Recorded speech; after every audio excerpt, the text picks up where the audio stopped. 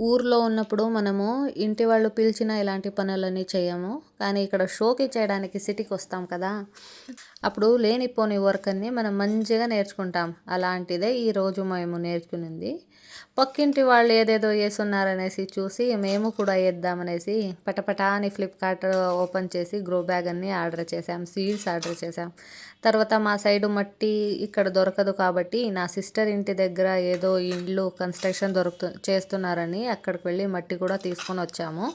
తర్వాత గ్రో బ్యాగ్‌లో ఏసి వాటర్ ఏసి నీట్‌గా కలిపి పెట్టుకొని తెచ్చిన సీడ్స్ అన్నీ ఏసాము. మళ్ళీ ఓనర్ వచ్చేసి నోటికి వచ్చినట్టు తిడతారనేసి అన్నీ నీట్ చేసి క్లీన్‌గా లైన్‌గా పెట్టేసి వచ్చాము. ఇది లైన్‌లో పెట్టేసి మా ఇంటి పైనుంచి పక్కింటి వాళ్ళు ఏమేమి ఏశారు అనేసి చూసాం.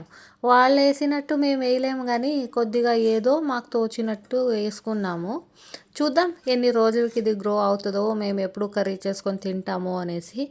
ఈ వీడియో మీకు నచ్చినట్టయితే లైక్ చేయండి, షేర్ చేయండి.